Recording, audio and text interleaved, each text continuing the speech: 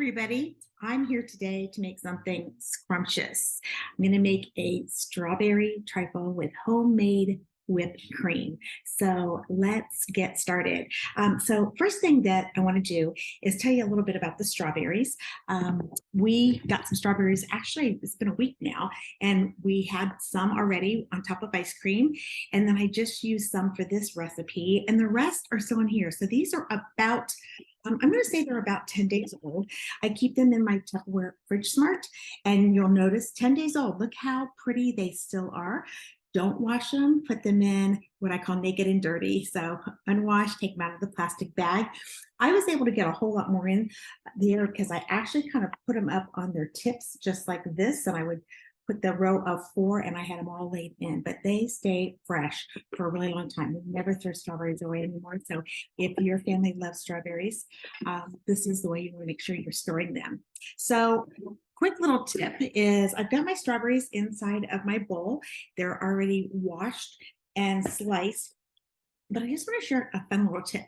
You want to take a regular plastic straw and just take it, pull up the green hat, put it right in the very bottom, and just press up just like this. And what you're going to do is come through here.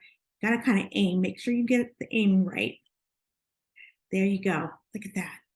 And what this does is it removes the entire center section, and that way you don't have any of the ickiness. And then, I just kind of squeeze that out and throw that part away. Okay. So that's all you got to do for your strawberries. It makes it super, super simple. So I'm going to cut this one up, stick it into my container of strawberries that I already have prepped up, and then we'll get ready with our heavy whipping cream. Here we go. Yummy, yummy, yum. These are going to be delicious.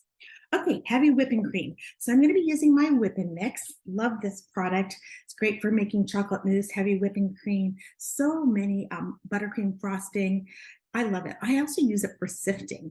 Instead of an old-fashioned sifter, I actually just use this as a sifter just by putting in whatever you're sifting. Like today, I'm going to put some powdered sugar in, and I'm going to whip it around, and it'll get it all light and fluffy and make sure that there's no lumps inside of it. So let me show you how we're going to do this. This is my powdered sugar inside of my Tupperware module I made. I'm going to scoop up about a half a cup. There we go. Put that into my measuring cup and into the whipping mix. This little guy is like an electric mixer without the electricity needed. So I do have a fancy schmancy mixer, my KitchenAid, and I do use it when I'm using something that's a large quantity or really thick. I have a carrot cake that's actually more like a bread that's very thick, and I usually triple the recipe, so I use it for that. When I'm making 10 pounds of mashed potatoes, I'll use it as well. So all I'm doing is I just put this in. You just kind of lock the handle into place, and let's get that in place. There we go. And you turn. Let me put my screen down so you can see what I'm doing. There we go. And what I'm doing is just whipping up that powdered sugar, and it gives it really the effect of being sifted. So no lumps, and it's nice, light, and fluffy. All right, so what we're going to do now is we are going to add our heavy whipping cream. Always make sure it's really, really cold. That's important. So we're going to pour this in. Just a little tip, I also put my whipping mix into the refrigerator just for about 15 minutes. So it was actually chilled as well. So I love these measuring cups. Now that I've got it filled, I wanted to share with you. If you're melting butter, you can put the 1 cup on top. Isn't that the coolest thing you've ever seen? And that way, what happens is, guess what? Nothing splatters all over. Okay. So I'm going to pour this in and start whipping. Now, when you whip, you are going to be so amazingly surprised at how fast that this is actually going to become whipped cream. I promise you, you are never going to buy any tub of whipped cream or any of those squirt bottles, because this is real life stuff. Okay, we're going to add a little real live vanilla. No imitation. So this is the vanilla that I brought back from our trip to Mexico. Every time we go to Mexico, I make sure to snag some of that. I actually get it for gifts for family members too. All right, there's 2 gears on this. I have this on the second gear. You can put it on the first gear. It makes a little bit of noise. When you do that, that's the best way to go until it gets a little thick and you have difficulty mixing this. So it's working. Like going to the gym, right? All right. And we'll just whip up a little bit more. We'll just keep going. It takes about a minute to do this. It is so incredibly worth this.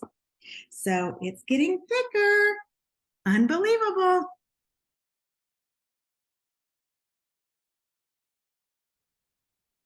All right, so it took me about a minute and a half to do this. I figured you didn't want to watch me do the spinning the whole time, but here's what I want you to see. Look at that. Wow, doesn't that look delicious?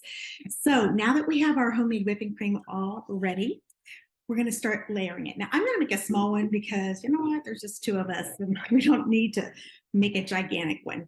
So I'm going to use our smaller, clearly elegant bowl. This one has a 5.5 cup capacity. We have these in several different sizes. So if you're having a party or you have a bigger family, you might want to pick a larger bowl. So I'm going to turn my screen down just so you can kind of watch what I'm going to do. So I like to layer. Let me take my whipper out. There we go. I like to layer this with a little bit of whipped cream on the very bottom.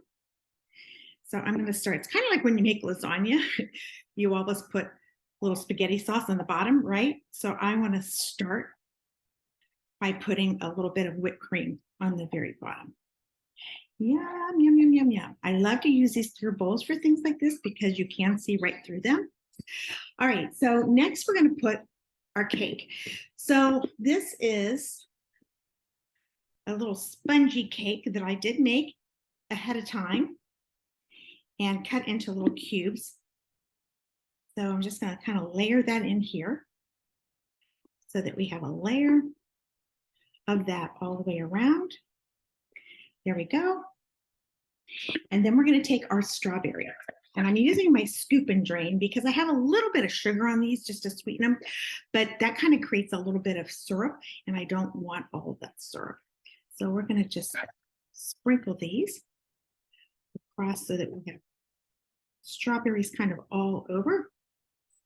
And then it's time to put some whipped cream on. And we want to be really generous with this and then spread it from the center out to the edge. Oh, this is going to look so pretty. And it's going to taste even better. So your family is going to be so impressed with what you made doing this. All right, now we're going to repeat that process. So we're going to put a little bit more of the spongy cake. You can use any kind of cake if you wanted to use a white cake, homemade angel food cake.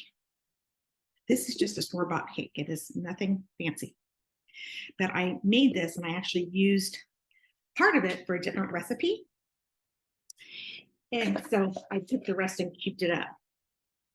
All right, we'll sprinkle our rest of our strawberries right here. And I'm going to save a couple of strawberries here at the very end, a couple of the bigger ones, because I'm going to put those on the very top. So there's a good amount of syrup in there, and that's why I like to use this. All right, and then again, you want to spread these around so the strawberries are visible.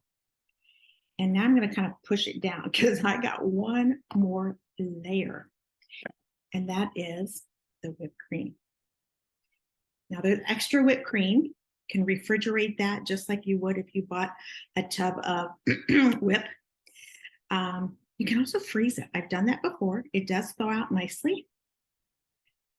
So that we can have it for another time. You can also make the recipe in half if you prefer. So we're kind of sealing up the edges here. Man, I took this to the rim and I really should not have taken it quite this high, but my cake was kind of fluffy and spongy. So it's okay. I'm going to take my last couple of strawberries, drain them, and I'm just going to place them in the center. And I saved 3, just like that. Yeah, there you go. That kind of looks like bunny ears because of the shape of those. And then I'm going to place the seal on it. I'm going to lick my thumb and put the seal on it. Now, here's what I want you to see. This is the part that's so amazing.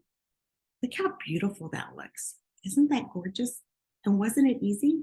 Delicious, delicious dessert. This one, just for 2 of us, it's going to last us several days, right? And again, I have a lot of whipped cream left over, so I will freeze that for future use. So I wanted to introduce you to our whip and mix, our beautiful, clearly elegant, and some of the other products that we use today. Thanks, everybody.